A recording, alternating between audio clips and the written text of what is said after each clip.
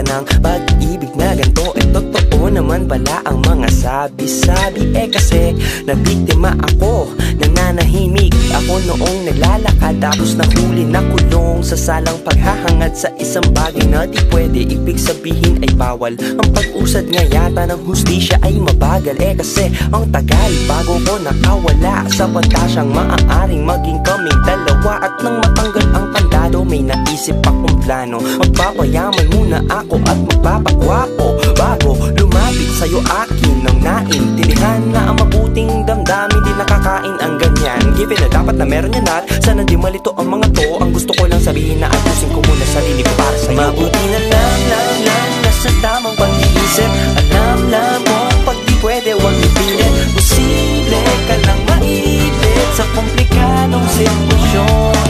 Huwag magpahadlang lang at huwag kang magpapag-isip. Huwag nang magmukmok dyan sa gilid. Gamitin mo ang pag-ibig bilang isang inspirasyon. Ang pag-ibig ay isang inspirasyon. Ang pag-ibig ay isang inspirasyon. Ang pag-ibig ay isang inspirasyon. Isang inspirasyon. Lumipas ang ilang taon mula sa lupa nakabangon. Hindi na ako nanghihingi sa nanay ko ng baon. Kilala na ako ng mga tao doon sa kanto. At kahit na papano may pera na ako sa bangko. Mabilis ang pangyayari, grabe. Ang dating hindi napapansin, tinitilian na ng mga babae. Pag nasa end, tablado pangalan ko ay sigaw na rin. Pero sa akin walang nagbago, walang iba, ikaw pa rin. Hinigpitan ko pa ang karin, di tulad kay Imelda Papin. Ang pag-ibig na galing sa akin higit sa isang linggo. Matapos ang taon na traffic ay inakit ko ang langit. At sa pagbango ng hangin ay napapikit ako. Kasi bago lumapit sa'yo akin nang naintindihan na marami akong hirap na dadanasin sa daan. Nalagpasan ko ang madami na yan at para di malito ang mga to. Salamat sa inspirasyon na iayos ko ang sarili ko dahil sa'yo. Mabuti na lang nasa tamang pag-iisip.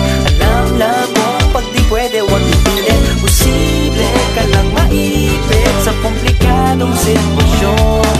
Huwag magpahadlang lang at huwag kang magpapag-isip. Huwag nang magmukmok dyan sa gilid. Gamitin mo ang pag-ibig bilang isang inspirasyon. ang pag-ibig ay Isang inspirasyon. ang pag-ibig ay Isang ang inspirasyon. pag-ibig ay Isang inspirasyon.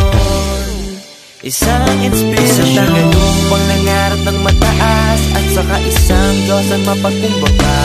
Ano kaya ang mangyayari sa wakas? Tayong dalawa kaya ay makita sa gitna. Isang tagalupang nangarap ng mataas at saka isang Diyos ang mapagkumbaba. Ano kaya ang mangyayari sa wakas? Tayong dalawa kaya ay makita sa gitna. Mabuti na lang nasa tamang pag-iisip. Alam mo pag di pwede wag ipilit. Posible ka lang maipit sa komplikadong sitwasyon. Huwag magpahadlang lang at huwag kang magpapag-isip. Huwag nang magmukmok dyan sa gilid. Gamitin mo ang pag-ibig bilang isang inspirasyon. ang pag-ibig ay Isang ang inspirasyon. pag-ibig ay Isang ang inspirasyon. pag-ibig ay Isang inspirasyon.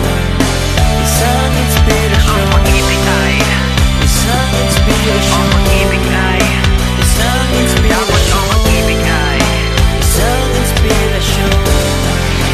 Isang inspirasyon.